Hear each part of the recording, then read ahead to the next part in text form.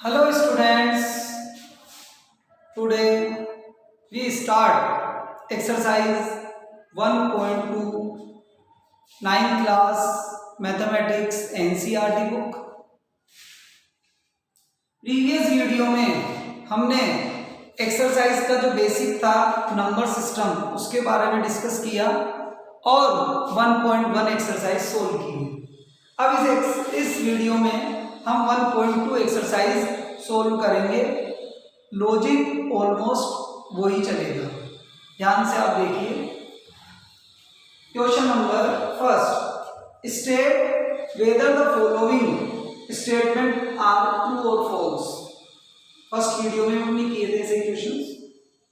First, every irrational number is a real number. तो first question का first point है कि ये कह रहा है इरेशनल नंबर जो है वो रियल नंबर हो गया। तो रियल नंबर तो हो गई, क्यों? क्योंकि रियल नंबर्स में रेशनल और इरेशनल दोनों ही नंबर्स काउंट होते हैं। मतलब real numbers equal to rational numbers plus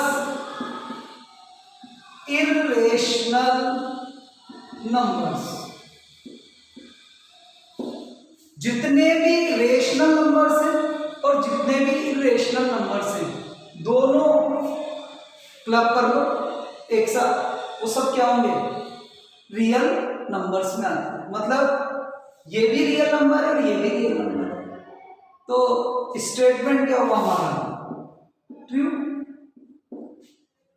क्योंकि रियल नंबर में रेशनल भी आ जाते हैं और इरेशनल नंबर्स भी आ जाते हैं। Second, every point on the line is in the form of root m where m is a natural numbers। तो देखो m का हम अंडर रूट करें तो ये कोई मैंडेटरी नहीं है कि under root always natural number ही। अंडर रूट जो है वो rational number, irrational number, natural number कुछ भी हो सकता है। जैसे हम हमारी बात को वेटेज दें, जैसे आप √2 करोगे तो 2 का अंडर रूट क्या होगा? 2 का अंडर रूट क्या होगा? 1.41। ये 2 का अंडर रूट हुआ। तो 2 का अंडर रूट पॉइंट्स में आएगा, नहीं है नेचुरल नंबर। हाँ, अगर आप 4 का अंडर रूट करोगे तो क्या आ जाएगा? 2 आ जाएगा। तो रूट m ये कोई मैंडेटरी नहीं है कि नेचुरल नंबर ही, वो रेशनल या इरेशनल नंबर भी हो सकता है। नॉर्मली रेशनल भी कम ही मिलेगा आपको, इरेशनल नंबर ही ज्यादा मिलेगा। चलिए third, every real number is an irrational number. Real number जो है वो सारे क्या इरेशनल होते हैं क्या? नहीं, रेशनल भी होते हैं और इरेशनल भी होते हैं। तो हमारा स्टेटमेंट क्या हुआ? False, because real number include both rational numbers and irrational numbers. तो all real numbers are not irrational numbers, but all irrational numbers are real numbers। चलिए फर्स्ट क्वेश्चन ये कंप्लीट हुआ। इनकी जो लैंग्वेज है वो आपको पीडीएफ फॉर्म में ग्रुप में सेंड कर देंगे, और जो ग्रुप में ऐड नहीं है जिनको इनका सॉल्यूशन का पीडीएफ चाहिए वो कांटेक्ट नंबर जो है इस पर व्हाट्सएप कर सकते हैं। तो उनको सोल्व की लैंग्वेज विद लैंग्वेज आपको पीडीएफ मिल जाएगी। चलिए देखिए आगे।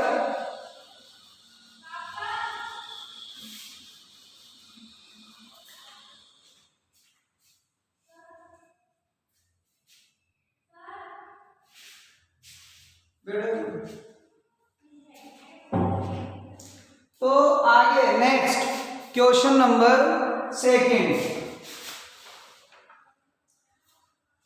Are the square root of all positive integer irrational? जो भी स्क्वायर रूट करेंगे तो वो क्या इरेशनली आएगा क्या? तो अभी भी अपन ने डिस्कस किया इरेशनल भी आ सकता है और नेचुरल नंबर भी वो हो सकता है। If not given example of square root of number that is a rational number.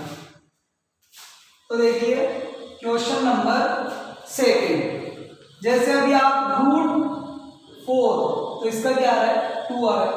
2 जो है वो रेशनल नंबर है, इरेशनल नंबर नहीं है। हाँ, अगर 5 का अंडर रूट करोगे तो और कुछ आ सकता है, लेकिन अगर 9 का अंडर रूट करोगे तो फिर रेशनल नंबर आएगा। तो जिनका भी स्क्वायर रूट करेंगे तो जरूरी नहीं है कि सभी इरेशनल हो। ये रेशनल है, 5 का अंडर रूट करोगे वो इरेशनल आएगा, 9 का अंडर रूट करोगे वो रेशनल होगा। Next question number third, show how root 5 can be represent on the number line. Number line पर आप 5 को कैसे रिप्रेजेंट करोगे? तो देखो रिप्रेजेंट हम कैसे करेंगे, ध्यान देना इधर।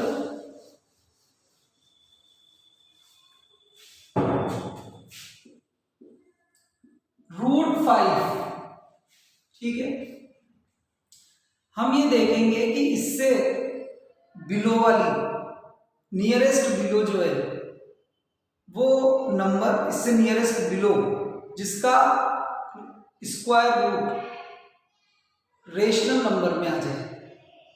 जैसे 5 से नीचे क्या होता है 4, 4 का अगर अंडर स्क्वायर रूट करोगे, आप अंडर रूट करोगे तो क्या आएगा 2 आ जाएगा, ठीक है।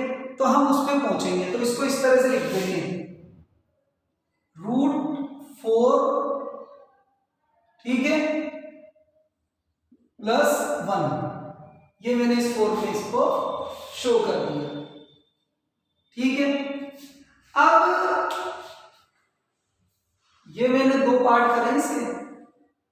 मेरा लॉजिक ये है कि रूट 1 हो जाएगा, ठीक है, क्योंकि हम इसको जो पाइथागोरस थ्योरी में उस लॉजिक के बेस पर नंबर लाइन पर सेट करेंगे। इस कारण मैंने किया है ये।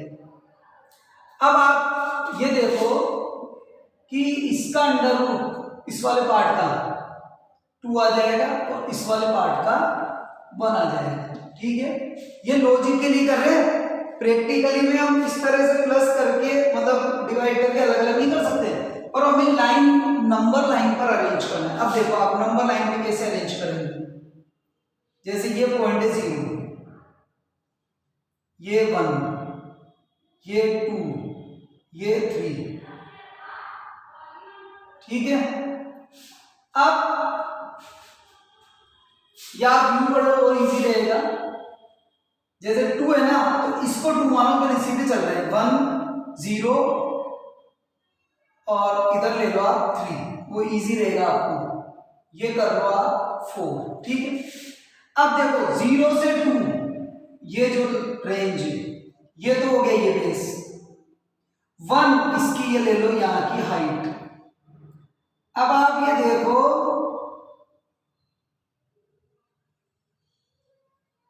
ये यहां पर राइट एंगल बन जाएगा आपका।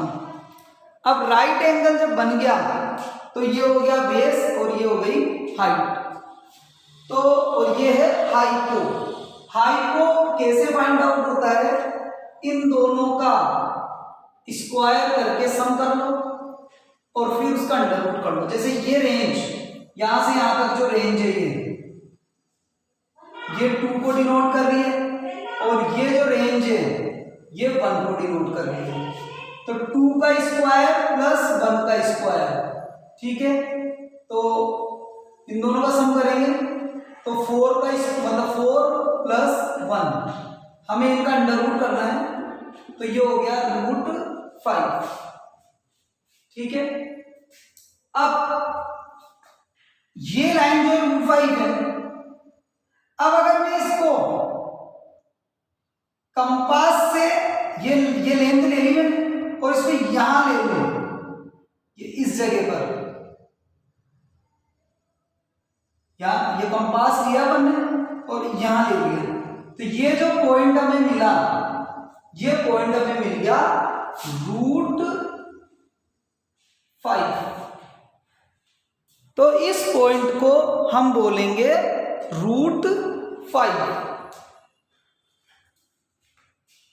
और इसको समझने के पॉइंट ऑफ व्यू से और थोड़े से बड़े सिस्टम में भी हम इसको मतलब एनलार्ज फॉर्म में भी देख सकते हैं। एक बार और मैं आपको उसको रिपीट करता हूं, एनलार्ज फॉर्म में भी देखो, थोड़ा बड़ा डायग्राम ले लेते हैं।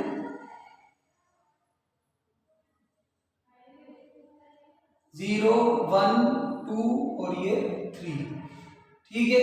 ये 1 1 को डिनोट करा, इतनी हाइट इसकी ले ली हमने और इन दोनों को मिलाया। क्यों मिलाया, उसका रीजन, यहां से यहां तक की जो रेंज है वो 2 को डिनोट कर रही है और ये जो रेंज है ये 1 को डिनोट कर रही है। तो 2 का स्क्वायर प्लस 1 का स्क्वायर दोनों का सम करके अंडर रूट करेंगे तो ये आएगा √5, ये हो गई √5। अब कंपास से इतना हमने इसको ओपन किया, कंपास को यहां तक ले आया। अब मान लो ये कंपास से अपने यहां इस जगह आ गए, तो ये जो पॉइंट है वो बन गया हमारा √5। कंपास का यूज करते हुए हम उसको कर लेंगे। चलिए next question number 4, classroom activity है। Take a large sheet of paper and construct the square root spiral in the following fashion. Start with a point O and draw a line segment OP1 on unit length.